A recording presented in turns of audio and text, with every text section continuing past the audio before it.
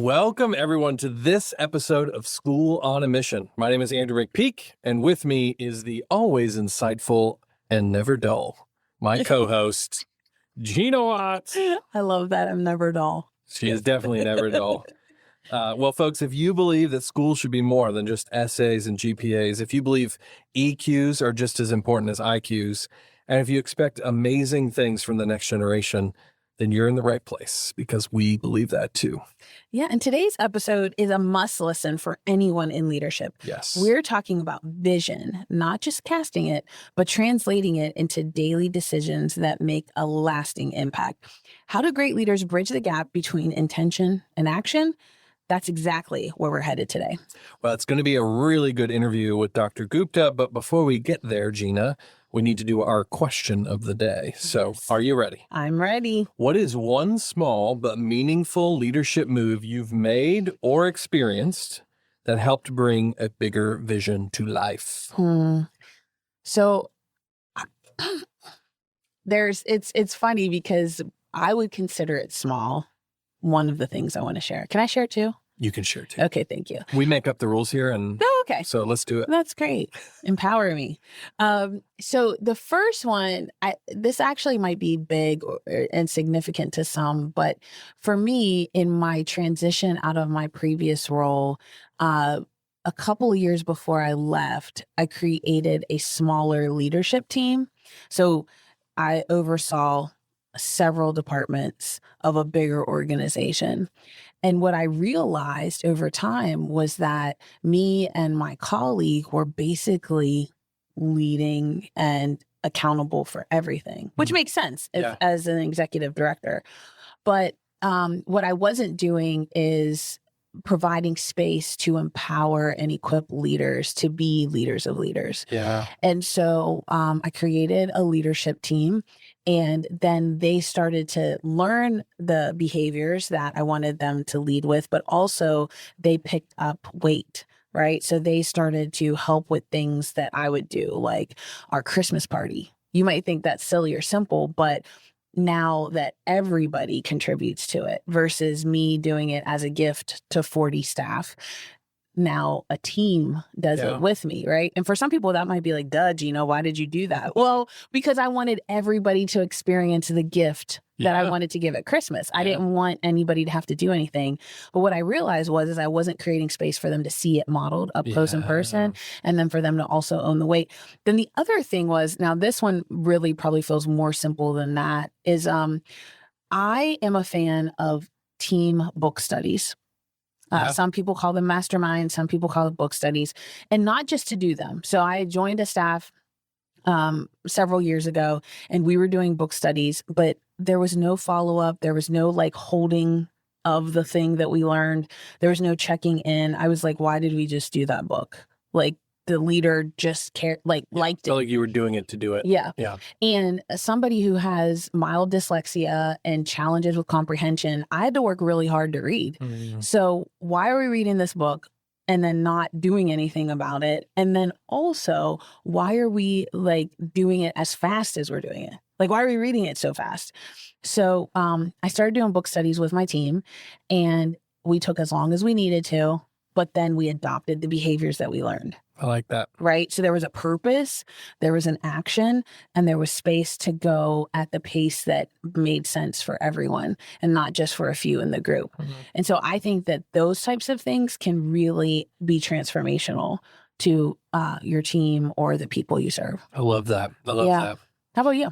Well, it's not surprising that our answers are actually pretty similar. Oh, because sorry. you and I both have a very similar leadership style and believe in the power of empowering other people. That was certainly my experience as well. I would say the way I characterize it is I think I started letting leadership happen from strength rather than position, if that makes sense. Yeah. And so, a few years ago, I started hiring really good people. I mean, I always try and hire really good people, but I made a couple of really good hires in a row and realized these people have more capacity than their job description details. And I'm like, there's probably a principal listening to this right now and going, I've got a couple of teachers, they can do way more than just teach in their classroom, right? And so it's kind of that realization. And so what I started to do was notice strengths and then come to them and go, I see this strength. What do you think about taking this thing on as well? Right. And it could be stuff like you talked about of, hey, help us plan a party or a retreat. It was, hey, I used to do this part. I'm thinking about letting you do it, right? And this amazing thing started happening where it was almost always different than I would have done it. But I couldn't help but feel like it was better. And the main reason it was better was because there was a sense of communal ownership in it. It's just like what you were talking about. Yeah. So letting people, lead from their strengths rather than just going who's positional. Since I started doing that, I read John Maxwell's 5 Levels of a Leader. And what I realized is he has language for that. He calls it level 4 leadership, right? Level 3 leadership is production. I'm leading by making and doing. Level 4 is I'm leading by empowering, right? Yeah. So I'm actually helping others become producing leaders rather than doing it myself. And that transition is massive. That's great. Yeah. That's great. Well, this is a great setup for our conversation today. It's really something to me how the smallest steps, when they're rooted in clarity and purpose, can really shift a culture. Today's guest has spent his career leading with both clarity and with care. So we're honored to welcome Dr. Neil Gupta. He's the superintendent of Oakwood City Schools in Ohio. Dr. Gupta is known for his visionary leadership and his deep commitment to meaningful innovation in education. He's a thought leader, a connector, and a trusted voice in national networks of education. In fact, he was just named a 2025-2026 Google GSV Innovation Fellow. It's a well-deserved recognition. Dr. Gupta is passionate about building capacity in others, aligning leadership with purpose, and helping schools turn bold ideas into tangible, life-giving actions. Let's meet Dr. Gupta. Sure. Yeah. My name is Neil Gupta, and I get to serve as the superintendent for Oakwood Schools, a beautiful district outside of Dayton, Ohio. And this is my 3rd year. My trajectory has been 27 years in education in 4 different districts. It has been an amazing, beautiful journey of just kind of learning along the way. I think that the idea about lifelong learning is important, and it's something that has just been natural for me. Leadership is something that definitely has me thinking about how change management happens and how do you go through the change process. Sometimes you're initiating it, and then sometimes you're dealing with things that have to happen from external circumstances that you still have to navigate through those things. And so how do you take a group of people and how do you take this initiative and actualize it from paper and sometimes maybe the questions and concerns and fears that might happen, and moving that into a place of not just compliance, not just checking a box, but making sure it's something that's beautiful and making sure that it's something that's useful and beneficial for our students. So my trajectory has been a high school math teacher in my first district, and then a series of moves through the central office mostly through the curriculum office and just overseeing administrators and again in this current role overseeing in a district. And really I've come to this realization, I don't care what job you're in, it's all about people. It's all about relationships. And so I always think about that while we always have a task at hand, there is still a way that we still have a way to how we treat people, how we work with people, connect and collaborate with them, and then also bring forward things that in my situation is improve the student outcomes for our students so that they're prepared for the future. Andrew, you can already tell Dr. Gupta is the kind of leader who blends experience with reflection, strategy with heart. He's deeply rooted in the way he talks about leadership. Like, he's not just chasing quick wins. He's asking, how do we build something meaningful? And how do we bring people with us?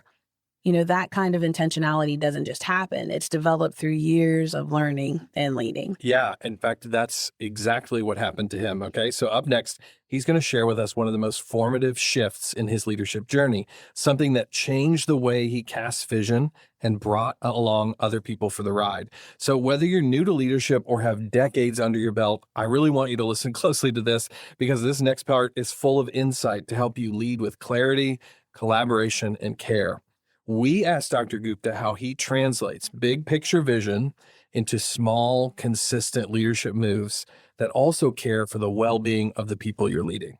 So I love this question, and it's actually embedded in this in your question is, I would say, where I failed at the beginning stages of my leadership development and work, and how I had to self-correct. And so there's an African proverb that says, if you want to go fast, go alone, and if you want to go far, go together. And I would be honest with you, that question necessarily never came up in my head. Young leader, years and years ago, and it was all about just getting through the outcome. And I'll be honest with you, it was dragging dead bodies with me. And it was, I was so excited and I wanted to execute and get things done. But I found out and realized when you kind of turn around, people aren't there. They're not following. They're not with you. And not only are they not there, but then the work doesn't become sustainable. And so, especially in your question about how do you take big picture vision and how do you create those consistent leadership moves that support the well-being, you have to. And so there's this concept of you've got to, sometimes go slower to go, farther in that instance. You've got to take care of people through that process, through that change process. Again, sometimes through a change process, there's emotion. There could be a feeling of loss. There's sometimes in initiatives, you have to give up something, and that could be something that somebody's passionate about. And so if we just kind of say we're moving to something else, we could get ourselves in trouble. As a third year superintendent in this district, I also realized I don't have the institutional history of a lot of the initiatives that happened here previous to me. And so if I come in and say we're changing all these things and aren't cognizant about how people feel through that change process, I'll get myself in trouble, and we're not going to have the outcomes that we want. And it may happen through compliance, but it's not going to happen through commitment. And so practically speaking, building in frequent feedback loops is important. And so in our district, and I don't care what size I'm in, I'll say it right now, I'm in a 2,000 student district. It doesn't matter if I'm in an 11,000 student district or whatever, the team makeup is going to look different, but you probably have a key group of people that is part of your cabinet, and define how cabinet is, however you want to define it. But meeting weekly is important. Now, if somebody says, I don't have time to meet weekly, I don't know if you have the ability, the time not to. I think that you're making a mistake if you don't think you have time to meet for an hour a week with your team, take that core team, and it's a chance to, share where's everybody at? Where are we heading into the future? How are people feeling about this? What questions should we be, asking? What roadblocks and barriers and potholes might we be stepping in? You've got to create a safe place for people to talk about those things and have those frequent feedback loops. So I think that that's been a game changer. We have a monthly leadership team meeting, and that involves our whole leadership. Again, it's very easy to say, gosh, it's really important. Let's cancel a meeting. And you'll say to yourself, let's give people the gift of time and cancel the meeting. That maybe sounds good, and everybody's busy. Listen, everybody loves having a meeting canceled on your schedule. But if you're not meeting, not just to share information, but gather feedback from people, and kind of, you're going to find yourself in trouble. In addition to that, I have a 30-minute check-in once a month with different members of our leadership team. And again, so that probably equates for me about 6 hours over the course of the month with 12 meetings. It's important. And again, it's tactical. It's about sharing things. It's that's happening. It's sometimes I have administrators that say, hey, I had some, like, a list of things that weren't urgent, but they're important. I want to put on your radar. But sometimes it's just, how's your family doing? How are things happening? And I think those are important. If you're not being able to build kind of the relational piece of what, how people are kind of dealing with young, kids, the kids, and they're growing up, and after school and activities. I mean, our members, our people, we all have after school jobs sort of thing. And it's important that we get to know each other. I think that our job is about taking the puzzle pieces of all the things that we do and trying to fit them all together. And so the idea about well-being and the idea about consistent leadership isn't necessarily, sometimes it may feel like new initiatives, but how do they fit into the daily work that has to happen? It's going to be important. I think the last one of that is just being visible. And again, I love the idea about visiting classrooms, visiting buildings. There's formal mechanisms of I have, have now have a shtick of my own uh, Rubbermaid container that has coffee and all the, I've got the coffee mug, the coffee cups, I've got everything. I'll schlep it to the buildings, and we'll have formal. And the first time I did this, the staff would come and say, like, what are we meeting about? I said, no, we're just connecting. Tell me about what's happening this weekend. What are you happy about? What are you excited about? Through that, we have conversations about things work related, but sometimes it's just about building relationships. And you're listening to people that are able to give you that feedback in those mechanisms. Here's the biggest thing. At the end of a meeting, of one of those long leadership day meetings, I would have my administrative assistant would come to me and she'd go, how was that meeting today?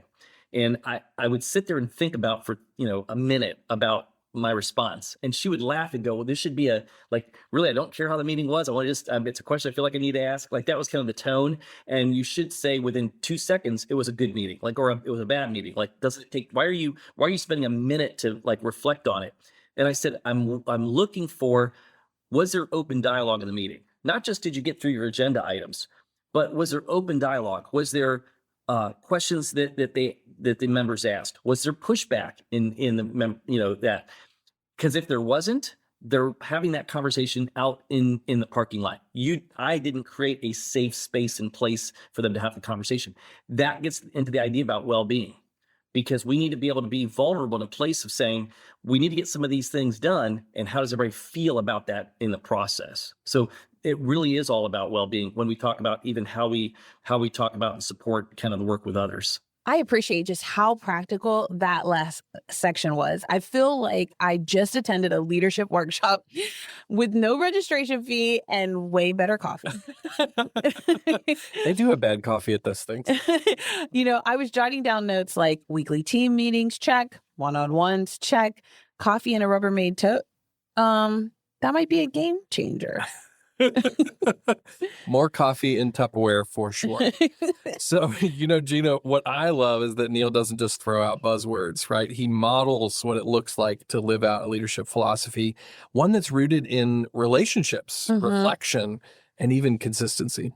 And whether you're leading a classroom, a school, or a whole district, these rhythms he's sharing help build trust and momentum. And in particular, he made sure to tell us it's a tote. Like, he just put coffee in a tote and went and talked to people. Like, it's not complicated. Nope, it's definitely not. So up next, Dr. Gupta is going to take us deeper into how he integrates both head and heart in his leadership.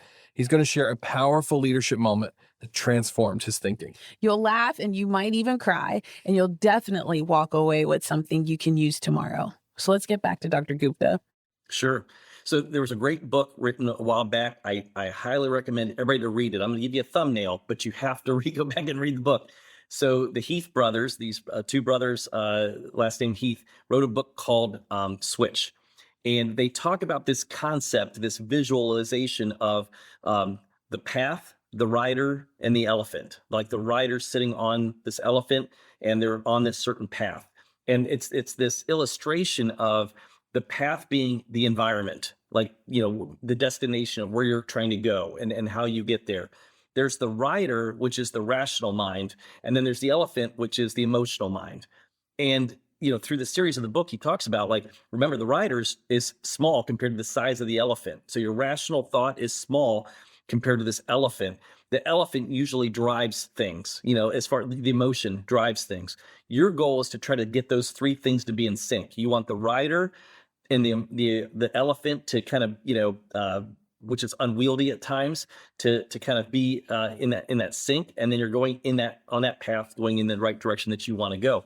You have to be in a place that puts those three together, and if you're not thinking about those three things, like I said, you're in trouble. So the idea about empathy and emotional intelligence is the same as thinking through the different agendas that you have going on, or the different conversations that you're having, if you're having it with one person. The question is in addition to the agenda or the task at hand, how are people thinking through the process? So it might be the person you're speaking out to, but it could be people that are receiving the message. So, if we're trying to initiate a new initiative, and it might impact students, staff, parents, I want to have that conversation about, let's pause and talk about what are the things that emotionally we'll have to think through in addition to the logistics on those different groups of people that are being impacted by that. So we really spent a lot of time kind of talking through those things, because you have to kind of go through that process. Here's a quick example. I'm gonna out myself and make fun of myself for a second. But we were going through a process in my previous district of moving our 6th grade students from the elementary school to the middle school. Our district was growing in capacity, and it would provide some space at the elementary schools if we were able to do that. And I remember we have 12 elementary schools. And so the assistant superintendent came to me and said, Neil, let's set up a time for us to talk and engage those 6th grade teachers. And so I had a brilliant idea of setting up 2 meetings so the 6th grade teachers could come to our district office and we could engage in conversation with them. And it wasn't just one opportunity, but I was going to provide 2 opportunities if a certain date didn't work out. So I went back to the assistant superintendent and said, I've got these 2 dates I'm thinking about. And she said, no, we're going to go to those 12 elementary schools, and we're going to talk to them on their turf, in their environment. And, I said, that's 12 meetings. That's 12 after school meetings. That's going to take over the course of the month. She said, yeah, but it's the right thing to do and how we take care of them. They don't know necessarily who we are. We haven't built that trust and relationship.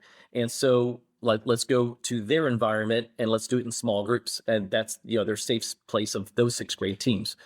So we did that. And we went to and I remember I went back another time back to the assistant superintendent before the first meeting. And I said, okay, I've got this agenda ready to go. It's printed out, and I'm going to take my laptop and I'm going to take notes. And she said, no, you're not going to do that. We're going to go in with a blank piece of paper, and we're going to take notes if you want to take notes, but we're going to ask 3 questions. What are your hopes? What are your fears? And what are your dreams about this change of moving the 6th grade to the middle school?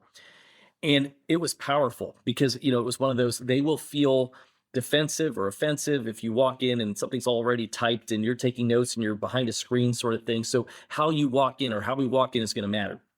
So we did that. It was amazing. The first meeting was amazing. We talked for the first 30 minutes, and the teachers talked about the hopes, the fears, and especially the fears about the 6th grade students and the parents with their kids going up. And about halfway through, the assistant superintendent was next to me. She said to the teachers, you've talked a lot about the students in the change process, but you're going to be moving also from the elementary to the middle school, possibly. But how are you feeling about this? All of a sudden, tears started coming down. There was a little bit of crying because they were leaving their family, their K-6 family staff. They had that building that they had gotten to feel as part of a family setting, and they were wanting to move to another place. And they just said, does it matter? Like, you actually care about how we're feeling through this process? The assistant superintendent said, sure. Like, I care. Tell us how you're feeling and how can we make it feel better for you about that? And a lot of them said, just you asking the question helps us out. Just the idea of you coming and talking to us makes things happen. And that was just powerful unlocking tool for me to understand. As we go through things, you have to make sure you're thinking about that. Andrew, I just love the way Dr. Gupta shares his story. He walked into different schools with a blank sheet of paper instead of a typed agenda. And what I like more is that he listened to his assistant superintendent. He didn't just go with his idea. He made space for somebody else to tell him, like, hey, I think this is a strategy we should go with. What a powerful reminder that how we lead speaks just as loudly as what we lead. Absolutely. Absolutely. And you know what I loved is the fact that he chose a path that was more work for him. Yeah. Mm-hmm. Because he realized leadership means I'm going to lean in here so I can get the outcome I want there. So it's empathy, it's trust, it's slowing down enough to ask questions like, what are your hopes, your fears, your dreams? Those are the kind of moves that build lasting buy-in, not just short-term compliance. I particularly appreciate how he named the emotional side of change. Sometimes, especially as leaders, we often just get caught up in these are the tasks that need to be completed. This is the the road we're on. These are the end goals. But he was being present to the emotional side of it too. And not just for the students and for the families, but for the educators that would be affected. It's easy to overlook the personal impact of professional transition. Yeah, but they're significant. Mm-hmm. Super significant. Okay, so this brings up a question that I've been holding. Mm-hmm. How does he do it? Like, really? Like, how does Dr. Gupta lead with such a strong commitment to well-being while also driving a really high-achieving student performing district? So we asked him about it.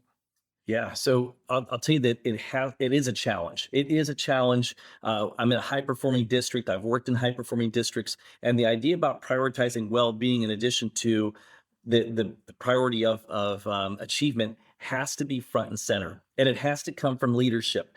What I've come to notice more and more is also what I sometimes think is understood, like it's this assumption that it happens. Like you have to overtly state it, and you actually have to overtly monitor it. And so it's one of those where I thought when I first got married, my wife every morning would we'd wake up and she'd say, "I love you." And I felt like, can I just say I love you once? And if it ever changes, then, I'll let you know, sort of thing.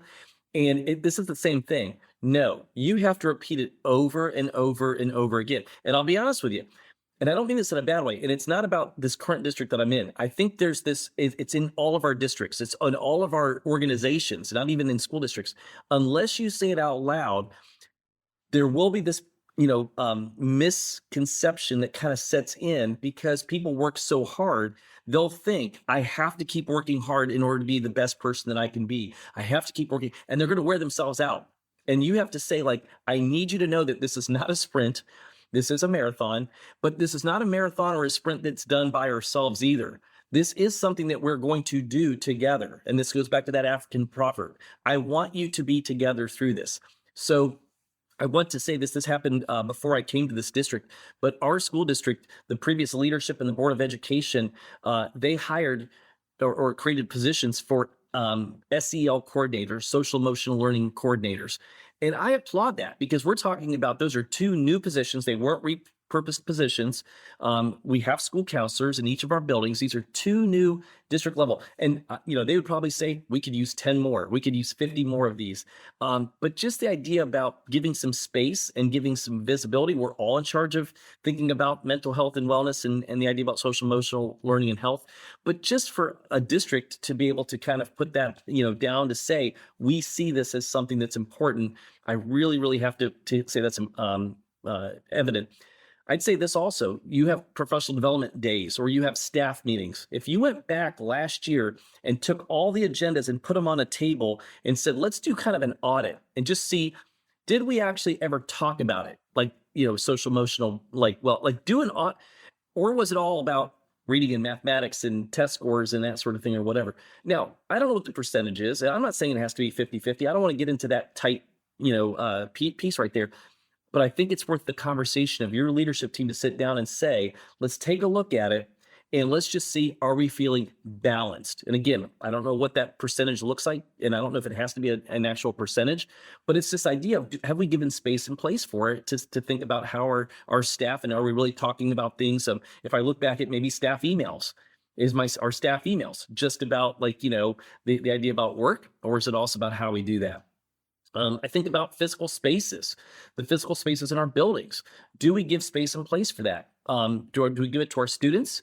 Do we give it to our staff? If I go into your teacher lounge, for example, do we have kind of mental health spaces for it? Do we actively talk about it and monitor it? Those are the important things that I think are just questions that should be tackled. What I love about Dr. Gupta and what he just shared is that it challenges the myth that schools have to choose between achievement and well-being. He's saying, no, we get to pursue both, and that we must pursue both. It's such a great perspective, right? Mm-hmm. It's not either achievement or mental health. It's achievement with mental health, reading and math, and a staff lounge that doesn't look like a supply closet.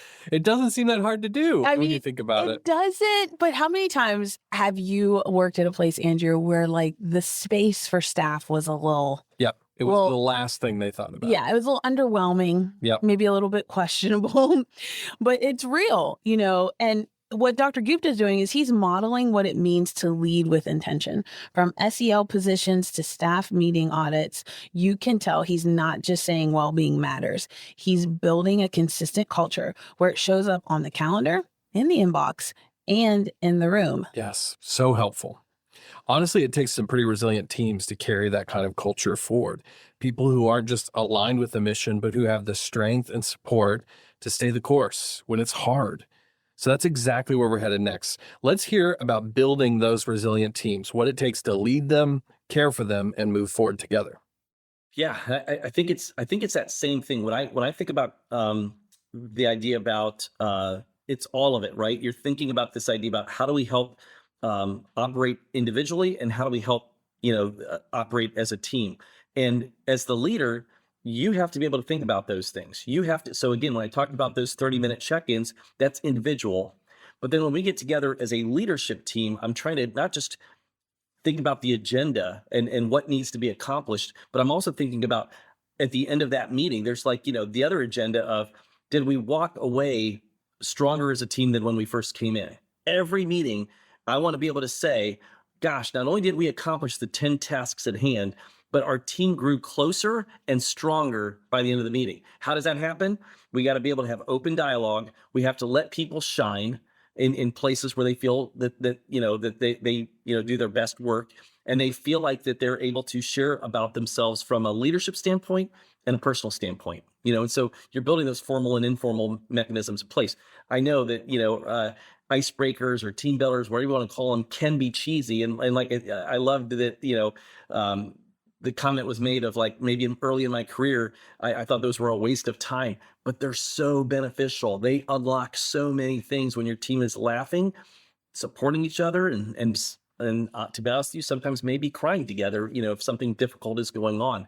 So practically, our district has gone through something called Working Genius. Patrick Lencioni has this book, and it's a survey. I got certified as a trainer on doing this with our team. And so over the course of last year, it's a survey that basically you individually take, but it also then, and this is different than maybe other surveys or instruments that teams have done, it tells you basically how you work together as a team. And so your strengths may be somebody else's frustrations, and their frustrations may be your strengths. And so being able to put those together to understand how, again, I think about puzzle pieces all the time.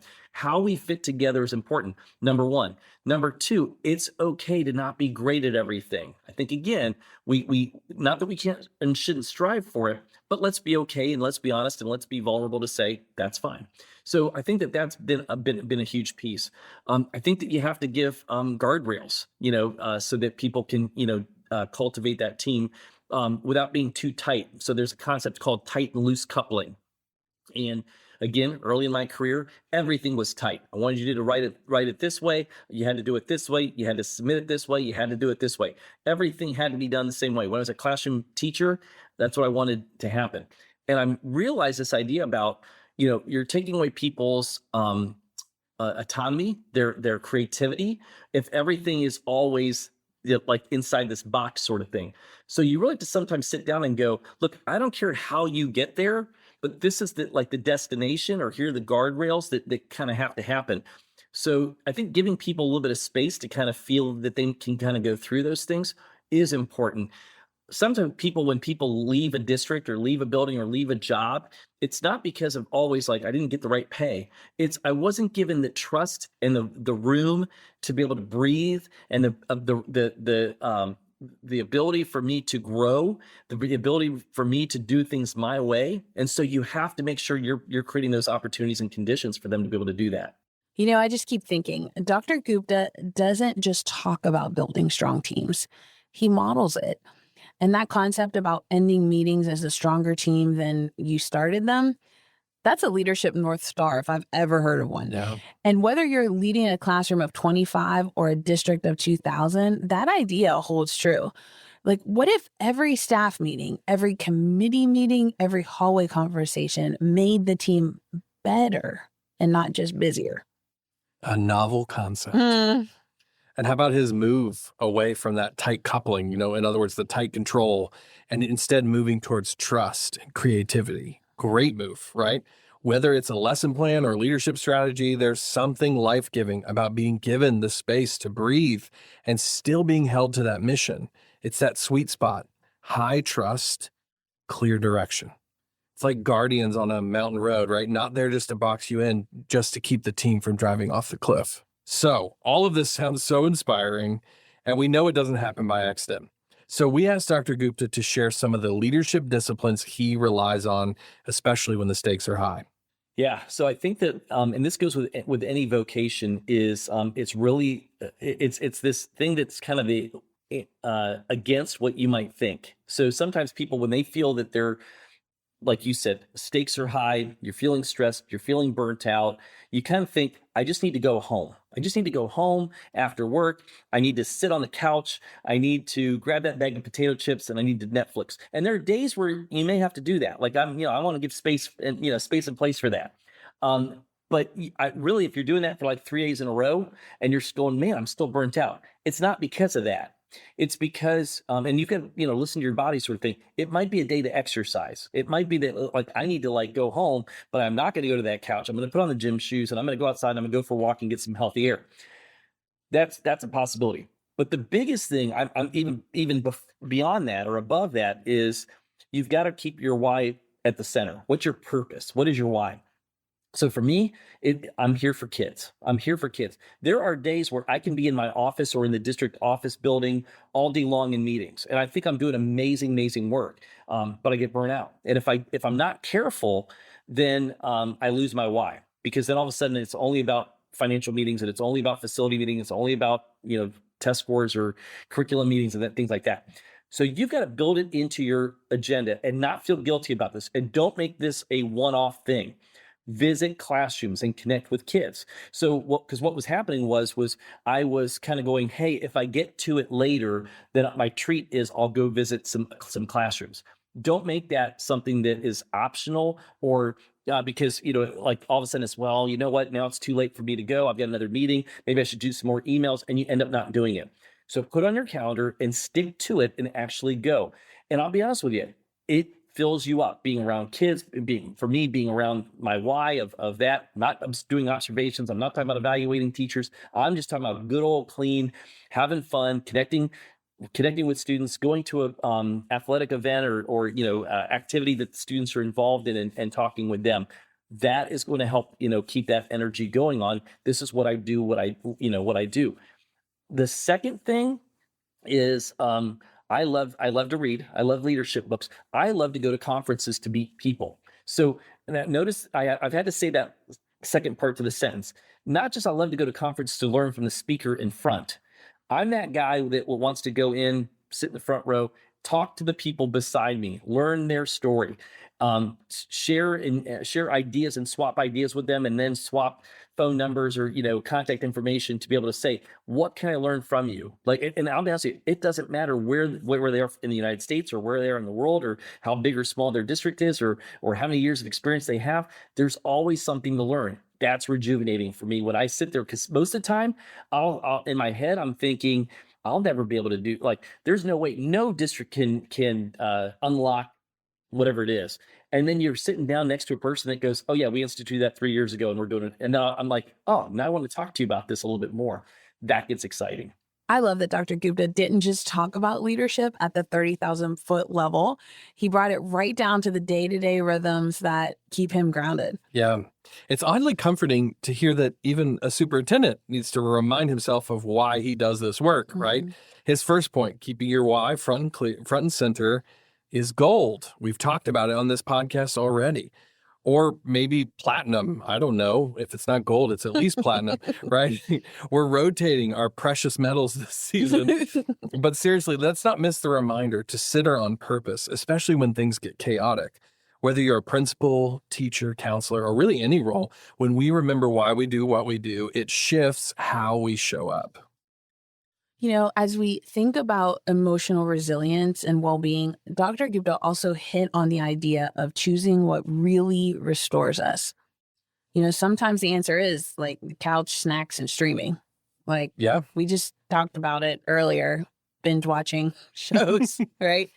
But if it's 3 nights in a row, though, and we still feel like, you know, walking around like a blob of blah.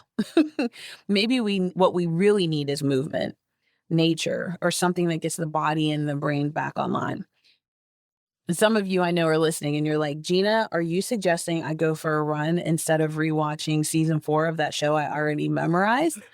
I mean, You don't want to like force people to we make- don't. Yeah. And it would also require me to look in the mirror and say that to myself as well. Because friends, we're a lot alike, right?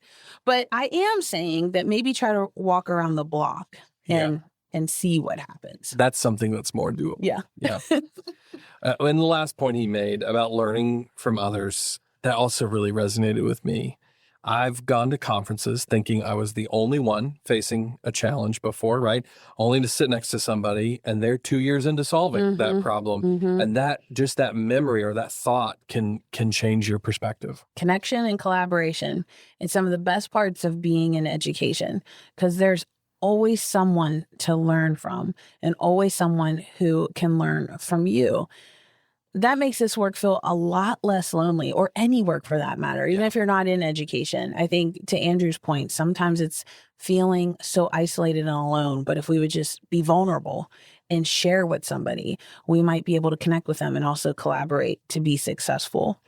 So whether you're leading a district or you're leading morning circle in your classroom, these rhythms matter. Yeah. These disciplines are powerful practices for all of us.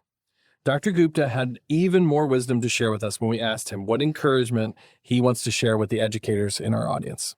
Sure. I think my one large takeaway is it's, first of all, give credence to it. It's difficult work.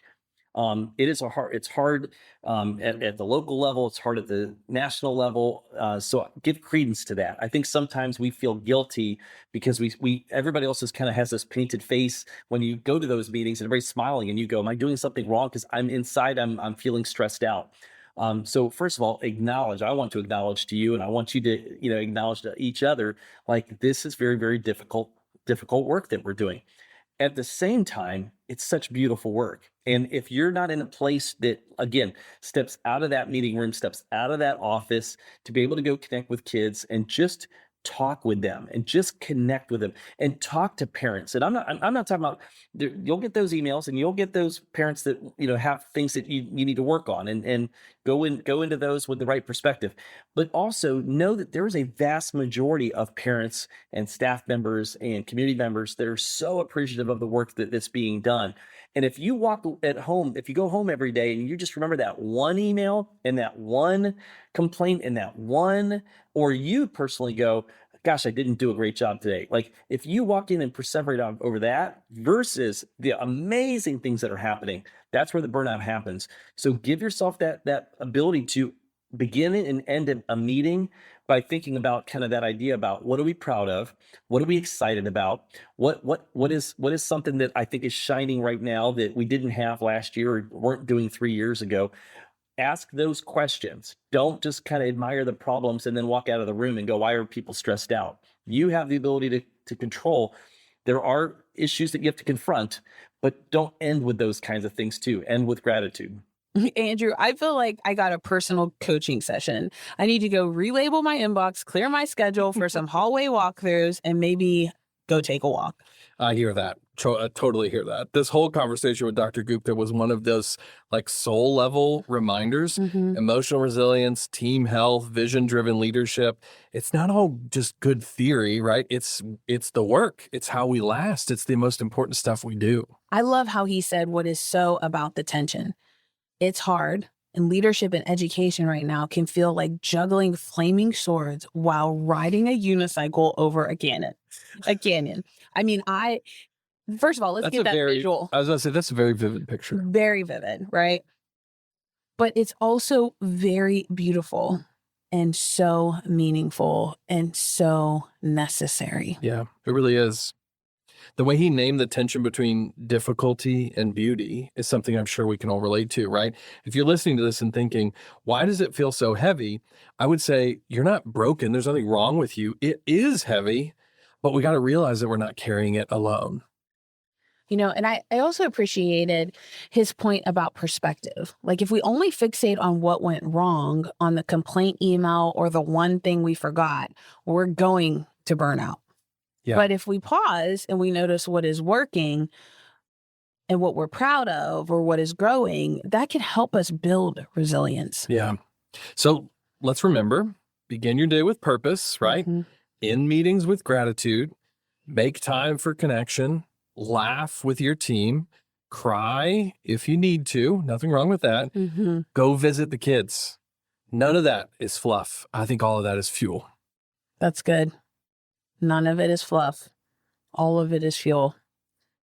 And friends, to you educators listening right now, you're on your commute or your lunch break, or maybe you're hiding in a supply closet that sometimes is also your break room. I was gonna say, isn't that called a break room? We genuinely see you, friends. We see you. And Dr. Gupta reminded us that prioritizing your own well-being isn't a detour from your job. It's how you do your job well. Yeah. Yeah, I know I can speak for Gina when I say we hope this episode gives you permission to breathe a little deeper and maybe pick up a habit or two that helps point you in the right direction. Mm-hmm. Well, that brings us to our final segment, your favorite segment, DMI.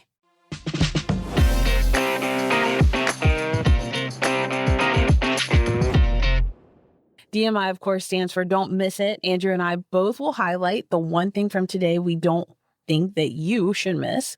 So, Andrew, what is your DMI for today? So in these episodes with these really wise people who said so many good things, it's very difficult to just pick one thing. But my brain goes back to something that he said towards the beginning of our interview with him about the importance of taking people with you. Mm-hmm.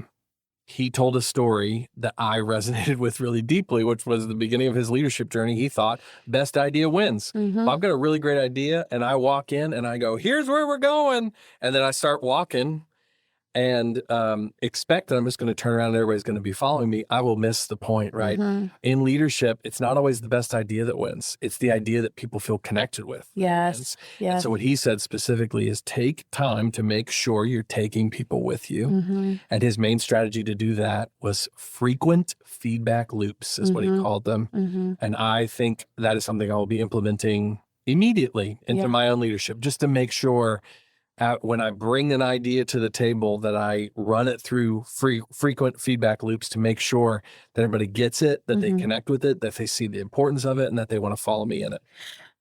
Andrew, as you were talking, I thought of two things really quick. One was how often folks like Dr. Gupta or yourself or I will ask people for feedback. Mm-hmm. We try to create a safe space because we want people to know their voice matters.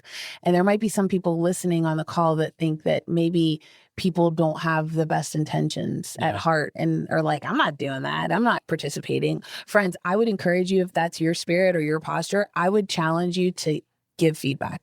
Give feedback, give honest feedback, and not fear repercussion. Yeah. If somebody's taking the time and making the space to hear from you, they want to be better, and they want to be better because they learned from you. And I just think that's so important. Yeah. And then the other thing is that we just always end up with similar DMIs, but for different reasons. So Dr. Gupta shared so many gold nuggets, but connected to the story of, making sure people, you can take people along with you, and it's not about the best idea that wins. The story that he told us about the school district where they were moving the sixth grade to middle school. Yeah. And he went and visited every single sixth grade teacher at their school. But he also gave credit to the assistant superintendent because that was not his idea. His idea was to go in with an agenda and to take notes and to be behind a screen. And the assistant superintendent said, no. Oh, and also to only have 2 meeting options. Yeah. Love you, Dr. Gupta. But his assistant superintendent was like, no, we're going to go visit them. You're going to take a blank piece of paper and we're just going to ask 3 questions.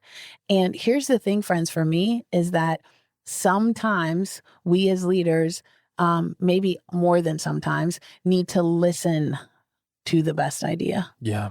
and then just execute it. Yep. And Dr. Gupta's humility is a part of why he's so successful. Agreed. He listened, he didn't challenge, and they executed it incredibly well. And I'm sure that led to so much success for that district. So that was a dope to me. It was great. Brilliant leadership, brilliant storytelling, and also brilliant how he gave credit. Yeah. Where credit was due. Yeah. So good. Yeah. Friends, thank you so much for joining us today on this episode of School on a Mission. We've had so much fun. But here's the thing. Before you hit skip onto your next podcast, we need to give you our traditional challenge. Grab a pen, grab a notebook, sticky note, even the back of your hand if you have to. And we want you to write down one action you're going to take this week. Maybe it's something you're going to do, something you're going to investigate, read more about, or maybe it's a person you want to meet with. Whatever it is, write it down. Got it? Perfect. Now shoot us a DM with your next action step. We cannot wait to see the awesome things you're up to. Until next time, folks, stay curious, stay bold, and keep leading your school on a mission.